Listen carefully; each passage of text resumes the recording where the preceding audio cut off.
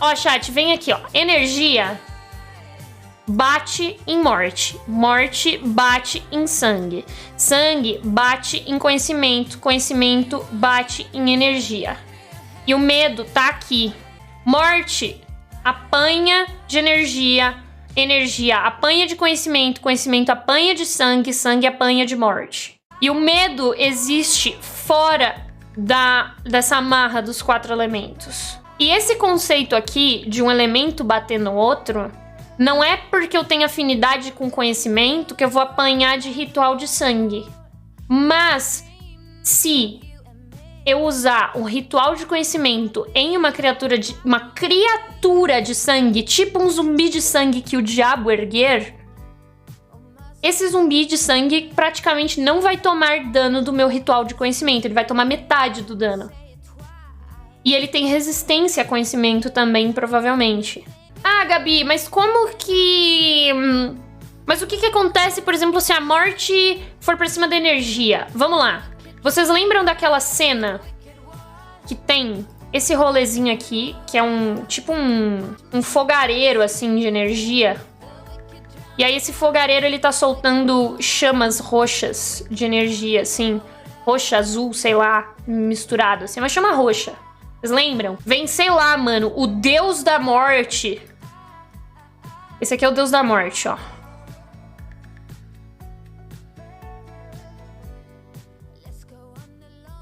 Esse é o deus da morte. E vem o deus da morte pra cima, assim, da chaminha de energia.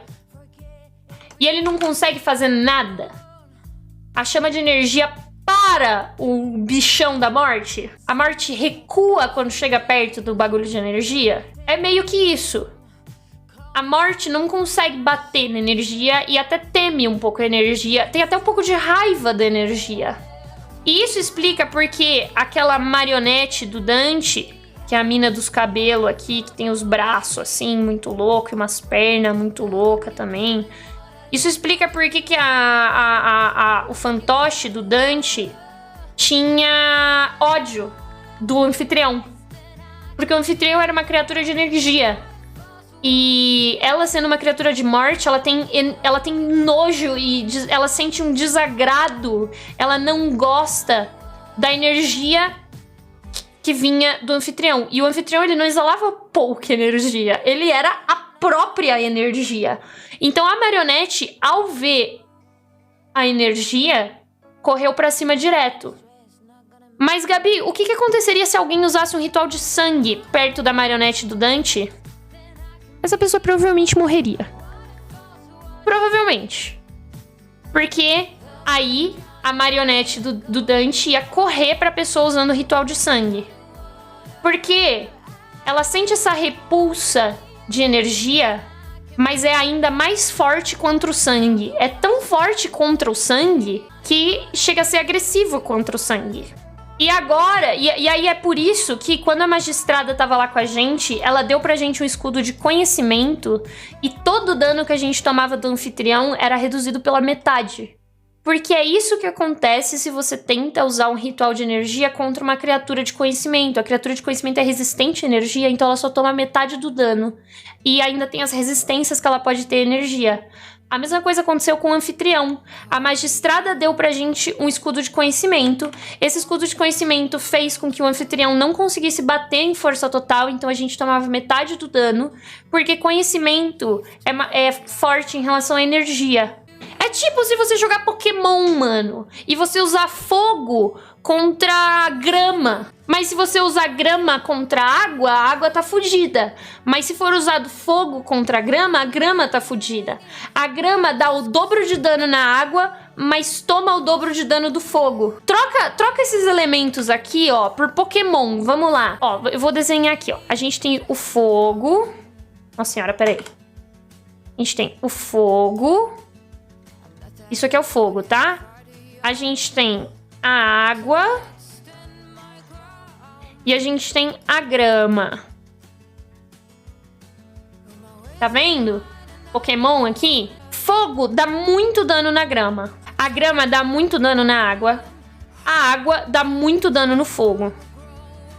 A água dá o dobro de dano no fogo. o fogo dá o dobro de dano na grama, a grama dá o dobro de dano na água. Mas se a gente inverter esse círculo, a grama, ela bate metade do dano no fogo, o fogo bate metade do dano na água e a água bate metade do dano na grama. Por quê? Porque a grama é resistente contra a água. Já me confundi. Isso, a grama é resistente contra a água.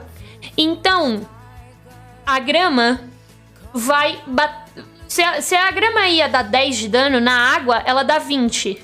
Mas no fogo ela dá 5. Mas se a grama vai bater, sei lá, um elemento que a grama bate sem vantagem e sem desvantagem, alguém me fala aí. Elétrico. Elétrico é bom. Elétrico, vamos lá. Ó, a gente tem elétrico. Nossa, isso aqui era pra ser um raiozinho, tá ligado? Tá, finge que isso aqui é um raiozinho. Isso aqui é elétrico, certo? A grama dá 10 de dano. Na água ela dá 20, no fogo ela dá 5, mas no elétrico ela dá 10. Sabe por quê? Porque ela não tem nem vantagem nem desvantagem contra o elétrico. E sabe como isso se aplica ao círculo aqui dos elementos? O conhecimento bate na morte do mesmo jeito que a morte bate no conhecimento. A energia bate no sangue do mesmo jeito que o sangue bate na energia. Se existe 10 de dano, a energia dá 10 de dano. Na morte, a energia dá 20. No conhecimento, a energia dá 5. No sangue, a energia dá 10. A energia deu um ataque de 10 de dano, ela bate no sangue do mesmo jeito que o sangue bateria nela. Mas na morte, ela dá o dobro de dano, mas no conhecimento, ela dá metade do dano. Porque o conhecimento é mais forte que a energia é mais forte que a morte é mais forte que o sangue é mais forte que o conhecimento. Mas o conhecimento é mais fraco que o sangue é mais fraco do que a morte é mais fraca do que a energia, em relação à energia, tá ligado? A morte é mais fraca em relação à energia, a energia é mais fraca em relação ao conhecimento. Vocês conseguiram entender agora como que funciona? Aí vocês falam, ai, mas o medo. Imagina que o medo é o elétrico. Sei lá, eu acho que a energia viria bater no medo com 10. Mas eu acho que o medo, por ele ser o próprio outro lado, ele pode ter, por exemplo, um escudo que tanca os 10 de dano. Como assim, Gabi? Imagina que o medo é um elemento que não necessariamente tem resistência aos outros, mas ele tem tipo um escudo. Então, quando você vai bater com energia, com morte, com sangue ou com conhecimento, ele tem um escudo. E aí o elemento é um elemento... O elemento do medo é provavelmente um elemento que é um pouco mais forte do que os outros, no sentido de talvez não apanhar tanto. Exatamente, o medo meio que apanha igualmente de todos os outros elementos. Mas a gente não sabe quanto que cada elemento bate no medo. Mas o medo, ele não tem desvantagem em relação a nenhum outro elemento. E assim, chat, é por isso que o medo, ele é preocupante pra gente como jogador. Porque a gente não sabe o que esperar do medo. A gente não sabe entender exatamente o que o medo faz. Porque a gente consegue descobrir como acabar com os outros elementos. Tipo, no sentido de, a gente tá numa luta contra uma criatura de sangue. Se a gente chama o Dante pra dar dano de morte numa criatura de sangue, tá muito safe pra gente. Porque o Dante bate muito no sangue. Porque os rituais dele são de morte. Mas quando a gente tava contra o anfitrião, os rituais de morte do Dante não davam muito dano. Porque ele dava dano, metade do dano no anfitrião. Afinal, a energia é mais resistente a medo. E medo é fraco contra energia. Então, assim, a gente sempre precisa se posicionar de uma forma que a gente entenda o que dá mais ou o que dá menos dano em relação ao elemento. E o medo é o único elemento que a gente não consegue ter nenhuma informação. Porque a gente não entende. Ela quis dizer morte. Eu quis dizer morte, eu não sei o que eu falei. Eu falei medo? Não, eu falei era morte que eu queria dizer. Mas o ponto que eu tô tentando chegar em relação ao medo é que o medo é muito preocupante pra gente porque a gente não sabe nada sobre o medo. Então, não saber nada sobre o medo deixa a gente sem caminho. Porque a gente não sabe como lutar contra o medo. Como que vai lutar contra o medo quando ele aparecer pra gente, tá ligado? Medo com medo dá medo. Medo com medo dá muito medo. É um enigma. Exato, é um enigma. E foi por isso que eu perguntei.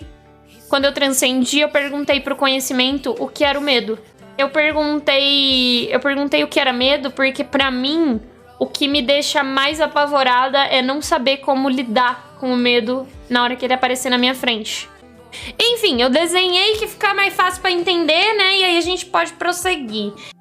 Ah, inclusive, Se a gente seguir essa lógica que vocês seguem, que eu vou ler esse comentário aqui, na minha opinião, o medo é o próprio outro lado, né? O próprio paranormal, porque qualquer coisa do outro lado, pra qualquer outra coisa do outro lado existir, precisa do medo. Se o medo não existir, enfim, o medo é o próprio outro lado. Usando essa lógica que a gente segue atualmente, que o medo é o próprio outro lado, destruir o elemento conhecimento não destruiria o Kian, como o anfitrião previa. Porque o Kian ainda ia estar existindo através do medo. E era óbvio também, né, que se a gente, tipo, escolhesse o lado do anfitrião, o Kian não ia morrer, porque não ia ser fácil desse jeito. Mas é isso. Exato, mas é isso. Ele dizia que se a gente destruísse o conhecimento, a gente ia destruir o Kian. Porque dar um fim no conhecimento, acabar com o conhecimento, seria acabar com o que torna o Kian o Kian. E aí que tá, tirando do Kian o que torna ele o Kian, ainda existe todo o resto que torna ele o Kian. Que é o fato de ele ter ele ter usado um ritual de medo. Ou seja, se ele sabe fazer ritual de medo, destruir o conhecimento não ia fazer absolutamente nada de diferente. Destruir o conhecimento não fazia nenhum sentido. A tática do anfitrião não faz nenhum sentido. O anfitrião... Aí que tá, o anfitrião é louco e o Arnaldo Fritz é idiota de ter escolhido o lado do anfitrião. Tipo, de ter... Mano, o Arnaldo Fritz é burro. Desculpa, Arnaldo Fritz, mas não deu pra te defender dessa vez.